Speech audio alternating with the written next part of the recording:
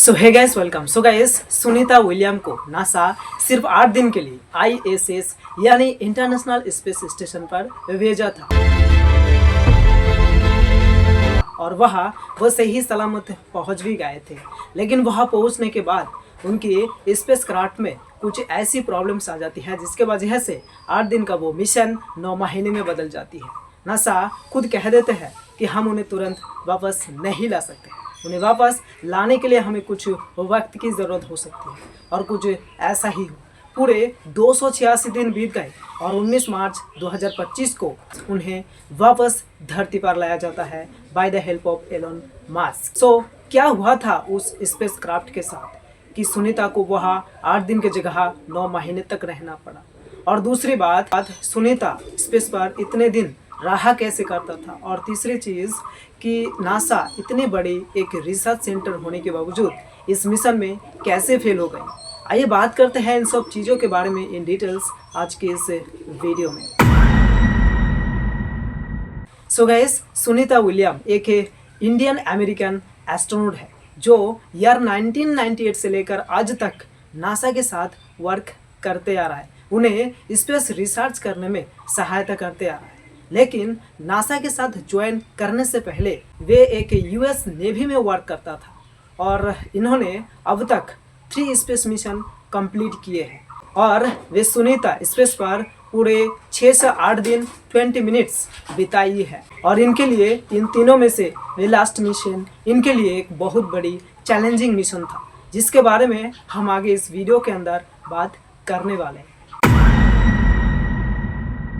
So guys, 5 जून 2024 NASA एक rocket launch करता है। 3, 2, 1, ignition. And liftoff of Starliner Atlas V, carrying 2 American heroes. और उस पर बैठे थे अमेरिकन 2 बड़े एस्ट्रोनॉट सुनीता विलियम और बुच इवेलमोर। ये दोनों जा रहा है स्पेस में सिर्फ 8 दिन के लिए और अगले ही दिन ये दोनों स्पेस पर पहुंच जाती है और आईएसएस के साथ डॉकिंग कंटिन्यू रखते हैं।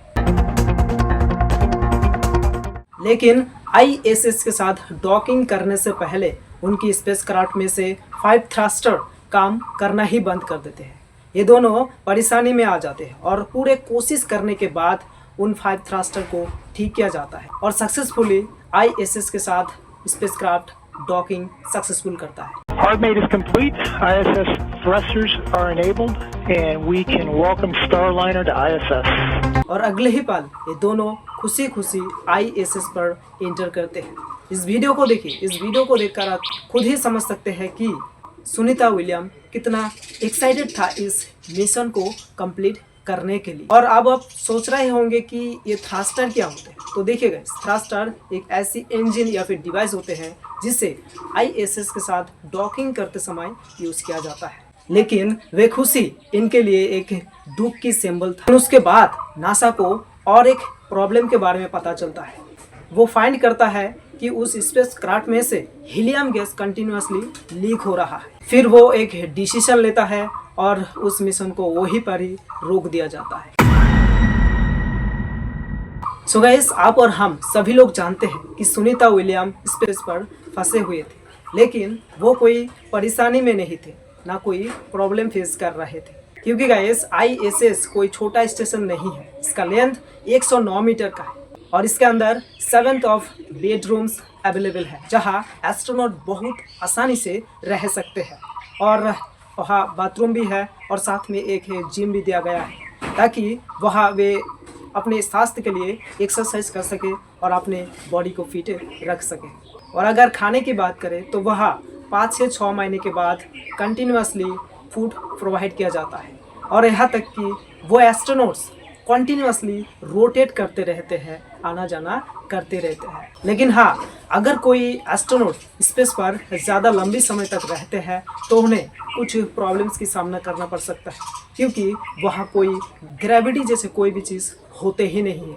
अगर आप कोई भी चीज़ ऐसे छोड़ देंगे तो हवा में वो तैरते रहेंगे।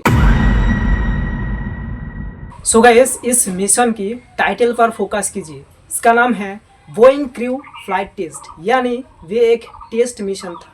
और अगर नासा चाहते तो वहाँ इंसान की जगह कोई और किसी को बैठा सकते थे, लेकिन नासा ऐसा नहीं किया।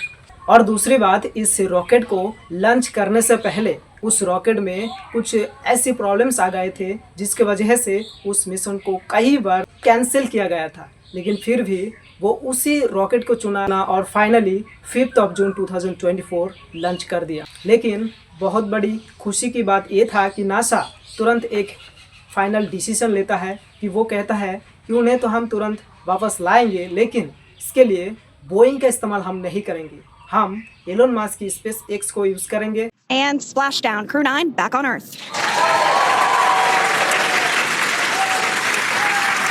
उन्हें धरती पर वापस लाने के लिए।